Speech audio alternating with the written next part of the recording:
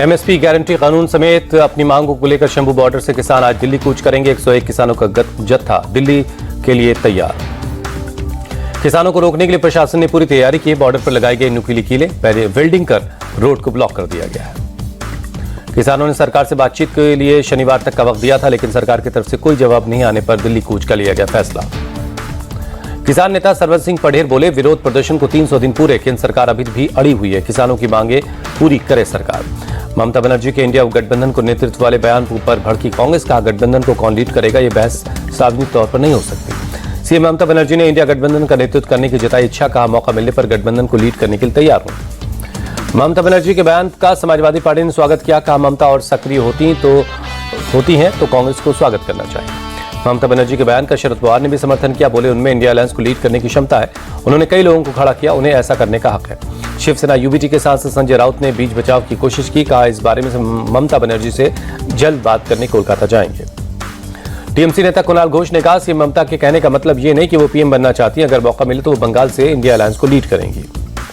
RJD नेता मृत्युंजय तिवारी ने ममता बनर्जी को इंडिया अलायंस का स्ट्रांग पिलर बताया, कहा सभी दलों के लोग मिलकर फैसला लेंगे कि गठबंधन को कौन लीड करेगा। जेडीयू नेता केसी त्यागी का तंज, इंडिया अलायंस 2 हिस्सों में बंट चुका है, अगली लड़ाई India alliance versus India alliance की होगी। जेडीयू नेता केसी त्यागी ने कहा, इंडिया गठबंधन तार-तार हो चुका, कांग्रेस नेतृत्व क्षेत्रीय दलों के नेतृत्व के कंधों पर सवार होकर राजनीति करना चाहता है। बीजेपी सांसद दिनेश शर्मा ने कहा, इंडिया गठबंधन न कभी था न कभी एक होगा, उनमें शामिल दलों के रास्ते, विचार और मकसद अलग अलग हैं। दिल्ली में आप सरकार बदलने को लेकर बीजेपी दफ्तर के बाहर लगे पोस्टर पर लिखा है, अब नहीं सहेंगे बदल के रहेंगे। दिल्ली बीजेपी चीफ वीरेंद्र सचदेवा बोले, अब नहीं सहेंगे बदल के रहेंगे, नारा जनता की आवाज है, दिल्ली के लोग आप सरकार से परेशान हो गए। वीरेंद्र सचदेवा बोले, दिल्ली की जनता विकास चाहती है, लोग टूटी सड़कों, गंदे पानी और भ्रष्टाचार से परेशान है। हर्ष मल्होत्रा ने उम्मीद जताई, कहा दिल्ली की जनता इस बार सरकार बदलेगी, लोग इस सरकार की कुव्यवस्थाओं से परेशान है। आप संयोजक अरविंद केजरीवाल ने बीजेपी के नारे को बता दिया मुद्दा, कहा उन्होंने आधिकारिक तौर पर ऐलान कर दिया है, हमने जो काम किए उनको बंद कर देंगे। सीएम योगी ने प्रयागराज में महाकुंभ में आने वाले श्रद्धालुओं के लिए जन आश्रय स्थल और सर्किट हाउस में खोया पाया केंद्र की शुरुआत की। सीएम योगी ने महाकुंभ के संबंध में पुलिस को संबोधित किया, कहा कई राज्यों की पुलिस आपका अनुसरण कर रही है। पटना में उप मुख्यमंत्री विजय कुमार सिन्हा ने बीपीएससी के छात्रों से मुलाकात की, उप मुख्यमंत्री ने लोगों की समस्याएं सुनी। उप मुख्यमंत्री विजय कुमार सिन्हा ने कहा, अभ्यर्थियों की बातों से लगा कि उन्हें भ्रम में डालकर आंदोलन खड़ा किया गया, सरकार को बदनाम करने का काम हुआ। विजय कुमार सिन्हा का बयान, बोले नॉर्मलाइजेशन का कहीं कोई जिक्र नहीं, लेकिन उस विषय को बीच में लाकर भ्रमित किया गया। प्लेसेस ऑफ वर्शिप एक्ट पर 12 दिसंबर को सुप्रीम कोर्ट में सुनवाई होगी। सीजीआई संजीव खन्ना, संजय कुमार और केवी विश्वनाथन की बेंच सुनवाई करेगी। प्लेसेस ऑफ वर्शिप एक्ट के सेक्शन 2, 3 और 4 को चैलेंज किया गया है। ये सेक्शन 15 अगस्त 1947 से पहले के पूजा स्थलों में बदलाव की इजाजत नहीं देते हैं।